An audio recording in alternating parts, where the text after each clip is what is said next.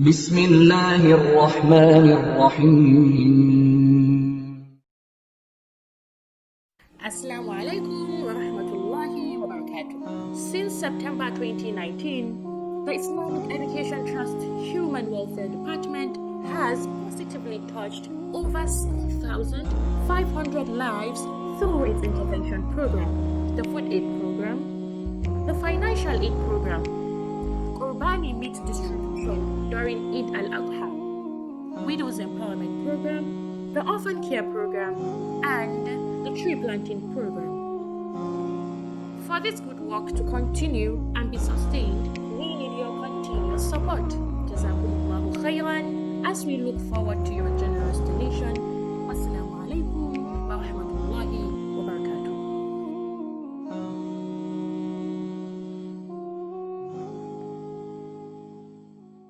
الحمد لله نحمده ونستعينه ونستغفره ونعوذ بالله من شرور أنفسنا ومن سيئات أعمالنا من يهده الله فلا مضل له ومن يضلل فلا هادي له وأشهد أن لا إله إلا الله وحده لا شريك له وأشهد أن محمدا عبده ورسوله أما بعد. All praises and gratitudes are exclusively due to Almighty Allah subhanahu wa ta'ala, who has made it possible for us to convene to continue with our discussion and explanation concerning Surah Al-Ikhlas. This is our last session concerning the explanation about this particular surah. In our last episode, we discussed about some of the authentic virtues that are talking about this particular surah as reported by Imam al-Bukhari, Muslim, Abu Dawud, and also some of the narrators of the hadith. Then we also brought some of the ahadith which some of the people concocted in order to show some of the virtues of this particular surah, like the hadith of Jabir ibn Abdullah, like the hadith of brought by Al-Imam Abu al-Qasim al-Mu'jam al-Awsat in his book, also by the hadith brought by Al-Imam al-Hafiz ad-Dimyati, also Al-Imam Abu Ya'la. All these ahadith that are talking about if you read Surah Al-Fatiha 10 times, you are going to be rewarded. Or if you read Surah Al-Ikhlas, Kullu Allahu Ahad 200 times a day, your sins are going to be forgiven for 50 years or for 1 million years. All these particular ahadith, they are concocted ahadith, not an authentic hadith from the Prophet Muhammad sallallahu alaihi wa alihi wasallam. This is our last episode, so there is a pressing need for us to make what we call a summative evaluation of what we have discussed so far. In the first episode, we discussed about the recitation of this particular surah, Surah Al-Ikhlas, where we recited Surah Al-Ikhlas, Bismillahir Rahmanir Rahim, Qul huwa Allahu ahad, Allahu samad, lam yalid wa lam yulad, wa lam yakun lahu kufuwan ahad. We also translated the surah when we said Bismillahir Rahmanir Rahim, in the name of Allah, the beneficent, the merciful. Qul, proclaim to them, Huwa Allahu, He is Allah, Ahadun, alone, Allahu Samad, the eternal, Lam Yalid, He begets not, Walam Yulad, nor was He begotten, Walam Yakun Lahu Kufuwan Ahad, and none is comparable unto Him. We also ventured into some of the interpretation given by the scholars of tafsir, people like Abdullah ibn Abbasin, when he was describing Allahu Samad. He said, Uwa Sayyidu alladhi kamula fi su'dadihi. We brought the interpretation of Abdullah ibn Abbasin and also the interpretation given by Ikrimah and also Ubay ibn Ka'b radiyallahu anhum ajma'in, as brought by Al-Imam Ibn Kathir in his tafsir, Tafsir al-Qur'an al-Azim. The same thing also brought by Al-Imam Abu Ja'far ibn Jarir al-Tabari in his tafsir, Jami'ul Bayani an Tawili Ayil Qur'an. Some said there is Tafsir al-Qur'an bil-Qur'an, that the meaning of Allah Samad has been interpreted by the preceding verse, which is Lam Yalid wa Lam Yulad. We have also discussed about them.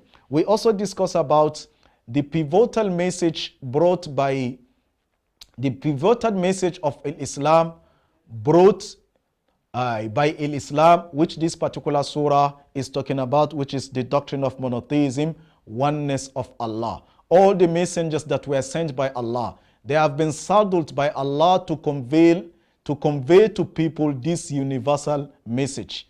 وَلَقَدْ بَعَثْنَا فِي كُلِّ أُمَّةٍ رَسُولًا أَنْ يَعْبُدُوا اللَّهَ وَاجْتَنِبُوا الطَّاغُوتَ. Allah said, we sent to all nations, and the obligation saddled upon them by Allah is for them to worship Almighty Allah alone, and they should refrain from worshipping at-taghut, because Allah said, فَمَنْ يُؤْمِنْ بِاللَّهِ فَمَنْ يَكْفُرْ بِاللَّهِ فَمَنْ يُؤْمِنْ بِاللَّهِ يَهْدِ قَلْبَهُ.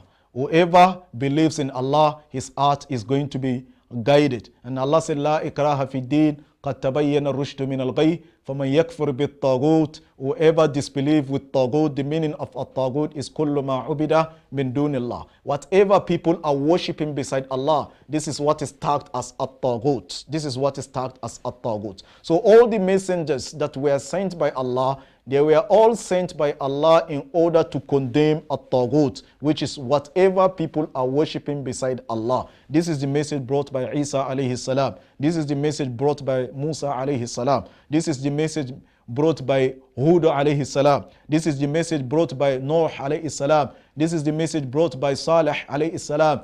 This is the message brought by Shu'aib alayhi salam. This is the message brought by Shu'aib. This is the message brought by Yusuf. This is the message brought by Yaqub. All these things, they are the message brought by Yaqub. And that is why in Qur'an chapter 2, Allah said, أَمْ كُنْتُمْ شُهَدَاءَ إِذَا حَضَرَ يَعْقُوبَ الْمَوْتِ إِذْ قَالَ لِبَنِيهِ مَا تَعْبُدُونَ مِنْ بَعْدِي قَالُوا نَعْبُدُ إِلَهَكَ وَإِلَهَ أَبَائِكَ إِبْرَاهِيمَ وَإِسْمَاعِيلَ وَإِسْحَاقَ إِلَهًا وَاحِدًا وَنَحْنُ لَهُ مُسْلِمُونَ. This is to show you that this is the universal message brought by all these messengers that were sent before the Prophet Muhammad sallallahu alayhi wa alihi wasallam. Now, in the second episode, we also discuss about the purpose of the revelation of this particular surah, which we attributed to some of the companions, people like Ubay ibn Ka'b, people like Abdullah ibn Mas'udin, people like Abdullah ibn Abbasin, people like Ikrimah, a famous scholar of Abdullah ibn Abbas, people like Abu al-Aliya, one of the famous successors of the companion Rufai ibn Miran al-Rayahi. They all brought the purpose of the revelation of this particular surah as brought by Al-Imam Abu Ja'far ibn Jarir al-Tabari in his tafsir Jami' al-Bayani an Tawili Ay al-Qur'an. Also Al-Imam Ibn Kathir, also Al-Imam al-Baghawi in his tafsir Ma'alim al-Tanzil. Also Al-Imam al-Suyuti in his tafsir Ad-Durr al-Manthur fi tafsiri bil-Masur. In our second episode, we also discuss about the various names given to this particular surah. We said this surah is called Suratul Ikhlas, the chapter of sincerity. This surah is also called Suratul Tawheed, the chapter of monotheism, because the embodiment content of this particular surah is talking about Tawheed, oneness of Allah. And some say another name given to this particular surah is called Al-Asas, foundation, because Tawheed is the foundation of Al-Islam. And that is why in an authentic hadith reported by Imam al-Bukhari and Muslim on the authority of Abdullah ibn Umar radiyallahu anhu wa arda, the Prophet sallallahu alayhi wa sallam says, Bunya al-Islamu ala khamsin.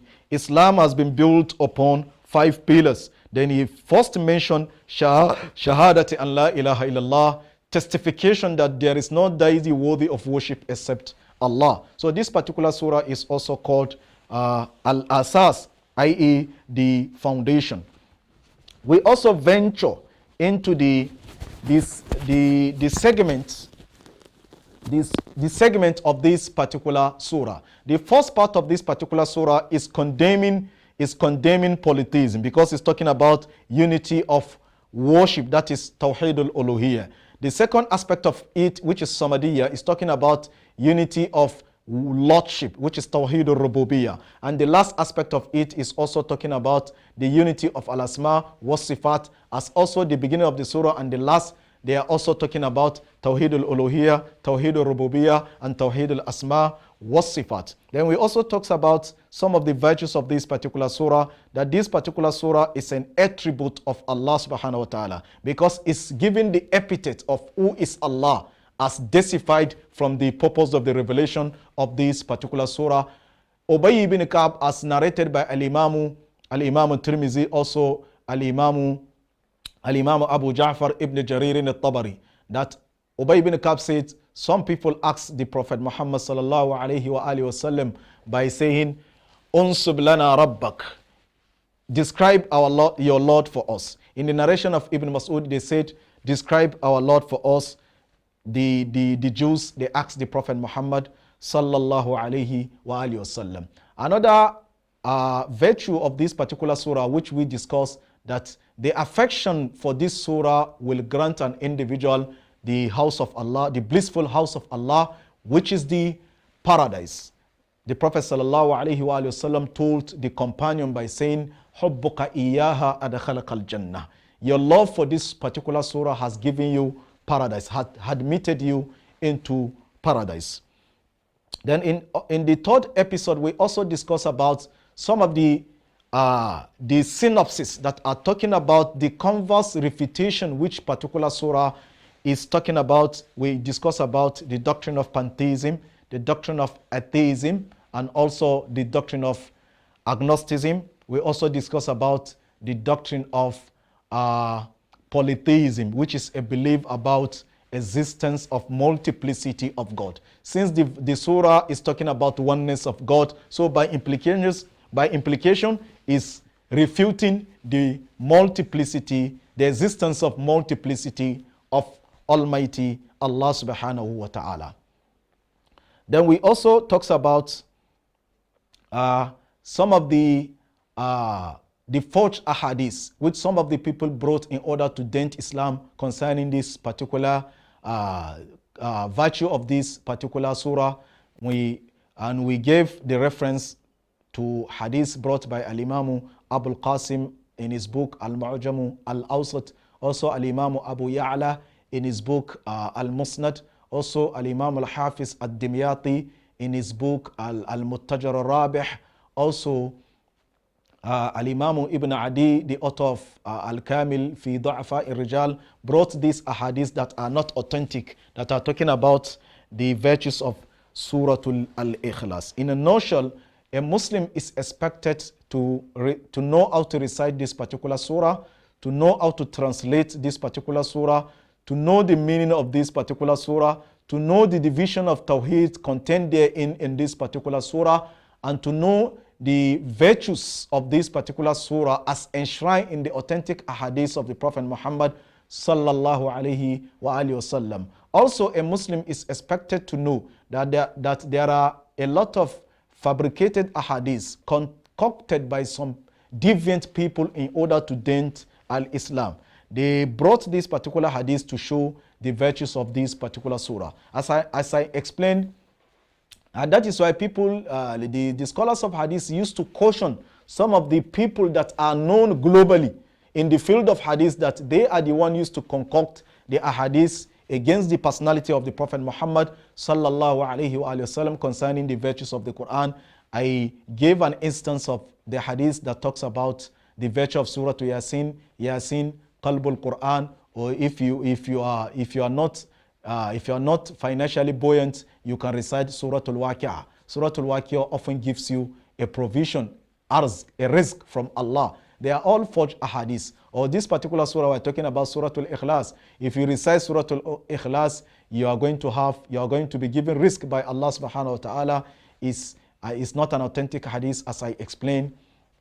So the scholars of hadith, they warn us against these categories of people that are known in the field of hadith of fabricating or concocting forged ahadith against the personality of the Prophet Muhammad sallallahu alaihi wa alihi wasallam. People like Nuh Abu Isma, Nuh ibn Abi Maryam.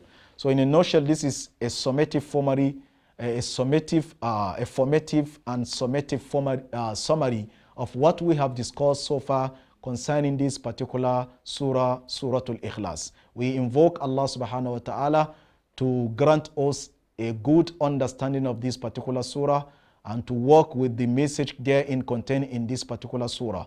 Subhanaka Allahumma wa bihamdik, ashhadu an la ilaha illa ant, astaghfiruka wa atubu ilayk. Inshallah, we are going to meet again in another episode. Assalamu alaikum wa rahmatullahi wa barakatuh.